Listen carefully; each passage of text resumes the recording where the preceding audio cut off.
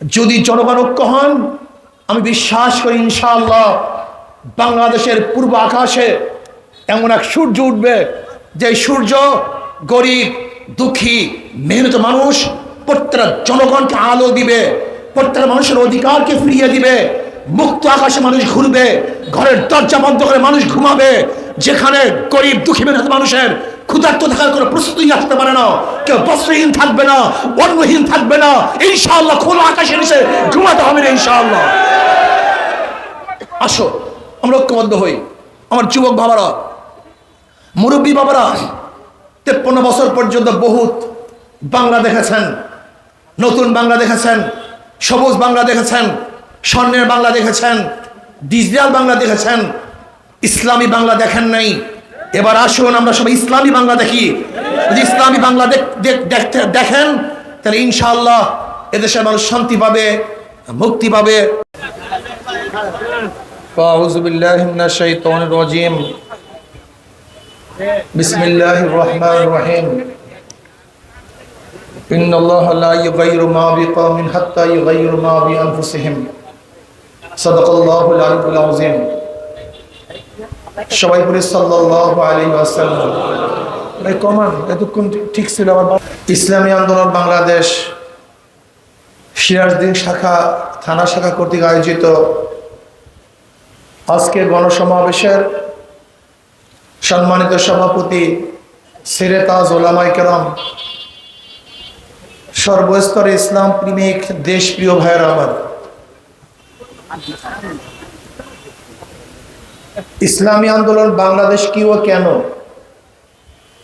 এ সম্পর্কে আমরা অনেকেই জানি না। ইসলামী আন্দোলন বাংলাদেশ মনে করে শুধু দেশ, দল এবং নেতা পরিবর্তনের মাধ্যমে দেশে শান্তি আসতে পারে না, যতক্ষণ পর্যন্ত নীতি আদর্শ পরিবর্তন না হবে। আপনারা জানেন, এই যে জমিনেতে আপনারা আছেন, এই ভূখণ্ড 4 বার স্বাধীন হয়েছে। এক সময় ব্রিটিশদের থেকে আমরা স্বাধীন করেছিলাম। সেই স্বাধীনতার নেতৃত্ব দিয়েছিলাম মুসলমানরা। ব্রিটিশদের বিরুদ্ধে আন্দোলনের সূচনা করেছিল মুসলমান। সেই সূচনা হয়েছিল 1803 ঈসাই সালে। 1803 ঈসাই সালে যখন দিল্লি দখল করেছিল ব্রিটিশ জাফরের থেকে, সেই বছরই শাহ আব্দুল আজিজ সাহেব রহমতুল্লাহ আলাইহি ঘোষণা দিয়েছিলেন, আজকের থেকে পাক ভারত উপমহাদেশ দারুল ইসলাম না দারুল হরব। ব্রিটিশদের বিরুদ্ধে আন্দোলন করা প্রত্যেকটা মুসলমানদের জন্য ফরজ। সেই সময় থেকে ব্রিটিশ বিরোধী আন্দোলনের সূচনা হয়েছিল। 1847 ঈসাই সালে যেই গণ আন্দোলন হয়েছিল, আজাদি বিপ্লব হয়েছিল, সেই সময় আজাদি আন্দোলন হয়েছিল 1847-57 ঈসাই সালে। তার নেতৃত্ব প্রদান করেছিল মুসলমানরাই। হাজী ইমদাদুল্লাহ মুহাজির মক্কি রহমতুল্লাহ আলাই, রশিদ আহমদ গঙ্গুর রহমতুল্লাহ আলাই, কাসেম নাদপুর রহমতুল্লাহ আলাই, জাফর তানসির রহমতুল্লাহ আলাই সহ ওলামায়ে কেরাম নেতৃত্ব দিয়েছিলেন। আমাদের অনেক মুসলমানের ইতিহাস জানা নেই, অনেকেই জানি না মুসলমানদের ভূমিকা কি ছিল। আপনারা জানেন, ব্রিটিশ হটাও আন্দোলনে শুধু আলেমদেরকে হত্যা করা হয়েছিল 80,000 আলেমদেরকে হত্যা করা হয়েছিল। চাকরি চর থেকে শুরু করে খায়বার পর্যন্ত এমন কোনো গাছ ছিল না এই গাছের মধ্যে একজন আলেমকে ফাঁসিতে ঝুলানো হয় নাই। এত রক্তের বিনিময় মানুষ ব্রিটিশ বিরোধী আন্দোলন করেছিল, এদের স্বাধীন করেছিল। ভাবছিলাম শান্তি পাবো, মুক্তি পাবো, কিন্তু দেখি যে হিন্দুরা, সংখ্যাগরিষ্ঠ হিন্দুরা মুসলমানদের সাথে বৈষম্য করে তাদের অধিকার প্রতিষ্ঠিত করে না। এর জন্য মুসলমানরাই আন্দোলন করেছিল যে মুসলমানদের জন্য আলাদা ভূখণ্ডের প্রয়োজন, আলাদা দেশের প্রয়োজন। সেই মুসলমানদের আন্দোলনের ভিত্তিতেই স্বাধীন হয়েছিল পাকিস্তান। আমরা ভারত থেকে আলাদা হয়ে স্বাধীন হয়েছিলাম। এই পাকিস্তানের নেতৃত্ব দিয়েছিল কারা? জোরে বলেন, সবাই বলেন না কেন ভাই? কারা? মুসলমান। মনে রাখতে হবে 47-এ দেশ ভাগ ভৌগোলিক কারণে নয়, ঋতুর কারণে নয়, ভাষার কারণে নয়, দেশ ভাগ হয়েছিল একমাত্র সংখ্যাগরিষ্ঠ মুসলমানের কারণে। কাজে মনে রাখতে হবে দেশ মুসলমানদের অধিকার সবার। এই দেশ কাদের অধিকার? দেশ মুসলমানদের অধিকার সবার। কারণ আমরাই দেশ গঠন করেছিলাম, আমরাই দেশ স্বাধীন করেছিলাম, মুসলমানদের জন্যই দেশ স্বাধীন হয়েছিল। যেরকম ঢাকা ইউনিভার্সিটি প্রতিষ্ঠিত করেছে নওয়াব সলিমুল্লাহ, মুসলমান, পরের অধিকার সবার। বাজার করেছে আমি, বাজার করার অধিকার সবার। রাস্তা করেছে আমি, হাঁটার অধিকার সবার। এই দেশ মুসলমানদের অধিকার সবার। আবার আমরা কি দেখলাম? পশ্চিম পাকিস্তানিরা আমাদের সাথে বৈষম্য করে, আমাদের অধিকার ফিরিয়ে দেয় না। আবার তাদের বিরুদ্ধে আন্দোলন করে আমরা 71-এ স্বাধীন একটা বাংলাদেশ করেছি। এবার ভেবেছিলাম বৈষম্য থাকবে না, মানুষের অধিকার প্রতিষ্ঠিত হবে, সাম্য, মানবিক মর্যাদা, সামাজিক ন্যায় বিচারের ভিত্তিতেই 71-এ স্বাধীন হয়েছিল দেশ। কিন্তু আজকে 53 বছরে সামাজিক ন্যায় বিচার প্রতিষ্ঠিত হয় নাই, সাম্যতা প্রতিষ্ঠিত হয় নাই, মানবিক মর্যাদা কোনো মানব সন্তান পায় নাই।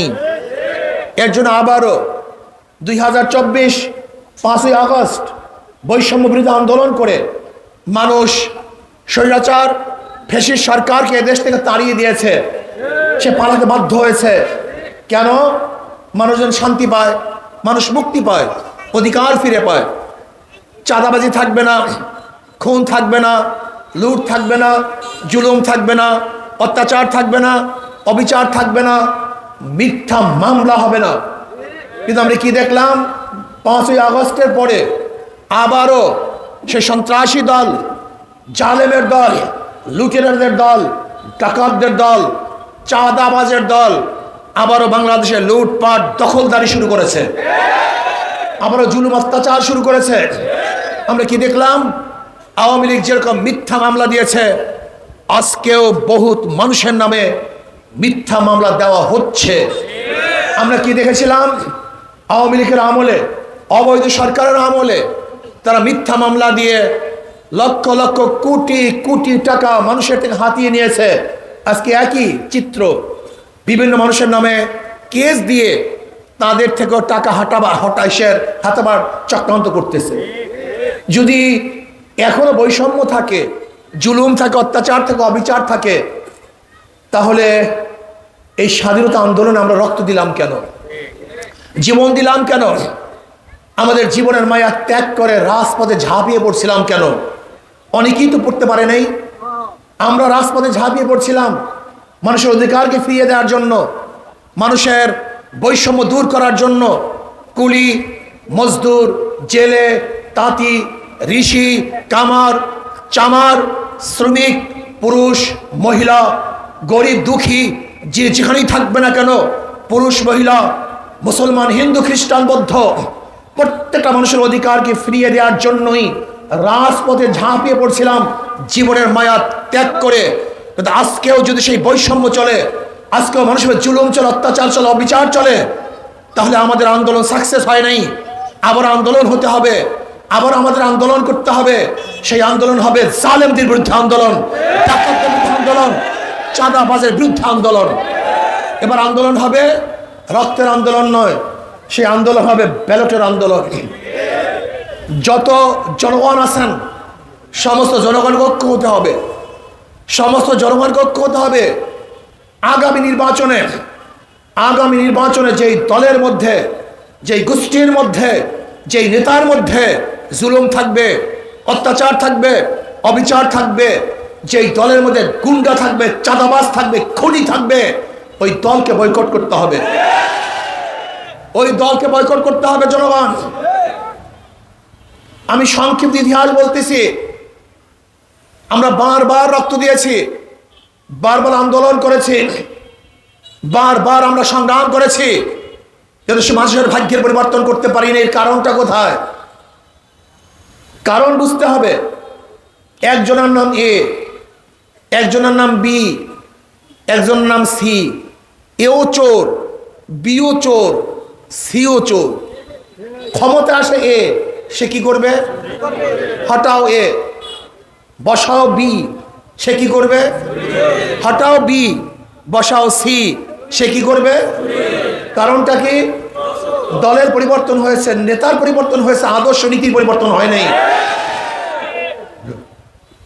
ওসির পরিবর্তন হয়, ঘুষের পরিবর্তন হয় না কেন? এসপি পরিবর্তন হয়, দুর্নীতির পরিবর্তন হয় না কেন? ডিসি পরিবর্তন হয়, কিন্তু জুলুম অত্যাচারের পরিবর্তন হয় না কেন? শুধু নেতা এবং দল পরিবর্তনের মাধ্যমে দেশে কোনোদিন শান্তি আসতে পারে না, যতদিন পর্যন্ত নীতি ও আদর্শ পরিবর্তন না হবে। মাদার গাছ লাগিয়ে আমের আশা করা যায় না। চোরের মাধ্যমে চুরি বন্ধ করা যায় না, ডাকাতের মাধ্যমে ডাকাতি বন্ধ করা যায় না, জালেমের মাধ্যমে জুলুম বন্ধ করা যায় না, খুনির মাধ্যমে খুন বন্ধ করা যায় না, দখলবাজের মাধ্যমে দখলদারি বন্ধ করা যায় না। যতক্ষণ পর্যন্ত নীতিবান আদর্শবান লোক ক্ষমতায় না আসবে, ততদিনই মানুষ রক্ত দিবে, জীবন দিবে, কিন্তু মানুষের ভাগ্যের পরিবর্তন হবে না। আমি আমার গরিব বন্ধুদেরকে বলবো, আমার গরিব ভাইদেরকে বলবো, ইসলাম সম্পর্কে আপনারা জানেনই না ইসলাম কি জিনিস। ইসলামের প্রত্যেকটা অর্থনীতি গরিবদের জন্য, অথচ গরিবরা ইসলাম পছন্দ করে না। তার মানে আজকে একজন গরিব যাবে ব্যাংকে লোন আনার জন্য, ব্যাংক কি বলবে? মর্গেজ আছে? তাহলে মর্গেজ তো নাই, তাহলে তোমার জন্য টাকাও নেই। ব্যাংক কাদের জন্য? গরিবদের জন্য না ধনীদের জন্য? খুব ভালো মতো বুঝবেন, বর্তমান অর্থনীতির অবস্থা ভালো মতো বুঝবেন। ব্যাংক কাকে টাকা দিবে? যার আগেই টাকা আছে, তাকেই টাকা দিয়েছে, তা আগের থেকেই ধনী। ব্যাংক তাকে দ্বিতীয়বার ধনী বানিয়েছে, দ্বিতীয় বোনাস। আবার এই বড়লোক যে লোন নিয়েছিল তারই ঋণ মাফ হয়, তারই সুদ মাফ হয়। তা আমি বড়লোককে কয়বার বোনাস দিলাম? 4 বার। আগের থেকে টাকার মালিক 1 বোনাস, ব্যাংক তাকে টাকা দিয়েছে 2 বোনাস, তার সুদ মাফ হয়েছে 3 বোনাস, তার ঋণ মাফ হয়েছে 4 বোনাস। আর গরিবের পেটের মধ্যে 5টা লাথি। আগের থেকে টাকা ছিল না 1 লাথি, ব্যাংক তাকে দেয় নাই 2 লাথি, তার ঋণ মাফ হয় নাই 3 লাথি, তার সুদ মাফ হয় নাই 4 লাথি। এবং বাংলাদেশ ব্যাংকের টাকা যা বড়লোককে মাফ করা হয়েছিল, ওই টাকা যদি বাংলাদেশ ব্যাংকে থাকতো তাহলে সেখানের অংশীদারই ওই গরিব ছিল, কিন্তু বড়লোকদেরকে মাফ করার কারণে 5টা লাথি গরিবের পেটের মধ্যে, আর ধনীদেরকে 5 বা 4 বার ধনী বানানো হয়। তার মানে বর্তমান অর্থনৈতিক ব্যবস্থা যদি বাংলাদেশে চলতে থাকে, কিয়ামত পর্যন্ত ধনী ধনী হবে আর গরিব গরিব হবে। কিয়ামত পর্যন্ত আমি চ্যালেঞ্জ দিলাম, কিয়ামত পর্যন্ত বর্তমান অবস্থা যদি চলতে থাকে, অর্থনৈতিক অবস্থা চলতে থাকে, তাহলে ধনী ধনী হবে, গরিব গরিব হবে। ওই এস আলম কোম্পানি জন্মগ্রহণ করবে, সেখানে সামিট গ্রুপ জন্মগ্রহণ করবে, যারা ব্যাংকে লক্ষ কোটি টাকা মেরে দিয়েছে তারা জন্মগ্রহণ করবে। সেখানে জন্মগ্রহণ করবে সালমান এফ রহমান, যে শুধু ৫০,০০০ কোটি টাকা শেয়ার বাজার থেকে মেরে দিয়েছিল। সেখানে জন্মগ্রহণ করবে শেখ হাসিনার পিয়ন, যে 400 কোটি টাকার মালিক। সেখানে জন্মগ্রহণ করবে সেই যুবলীগের সম্রাট, যে সিঙ্গাপুর জুয়ার আসনে একসাথে 200 কোটি টাকা হারার পরেও তার চেহারার মধ্যে পরিবর্তন আসে নাই। সেখানে জন্মগ্রহণ করবে হাজারো ডাকাত এবং লুটেরা, যারা 14 লক্ষ কোটি টাকা বিদেশে পাচার করবে। সেখানে জন্মগ্রহণ করে হাজারো দালাল এবং গুন্ডারা, যারা জনগণের সমস্ত সম্পত্তিকে ধ্বংস করে ফেলবে। এর জন্য ইসলামী অর্থনীতি ব্যতীত কোনোদিন গরিবদের মুক্তি আসতে পারে না। ইসলামী অর্থনীতি সব গরিবদের জন্য। কাদের জন্য? জাকাত কাদের জন্য? ফিতরা কাদের জন্য? ওসর কাদের জন্য, দান কাদের জন্য, সদকা কাদের জন্য? সবই গরিবদের জন্য। ইসলামিক গোটা অর্থনীতি গরিবদের জন্য। অথচ কপাল পরা গরিব, এই কপাল পরা গরিবের গোষ্ঠী ইসলামকে পছন্দ করে না, ওই টাকা এবং গুন্ডাদের পছন্দ করে। এই কপাল পরা, আমি আশ্চর্য হয়ে যাই এই কপাল পরা গরিবদের অবস্থা দেখে। খুব ভালো মতো বুঝো, আমি আল্লাহর ভরসা করে বলতে পারি, ইসলামী অর্থনীতি অ্যাপ্লাই করা হয়, আগামী 5-10 বছরের মধ্যে সমস্ত গরিবরা দরিদ্র সীমার উপরে চলে যাবে। সমস্ত গরিবরা। এর কারণটা কি?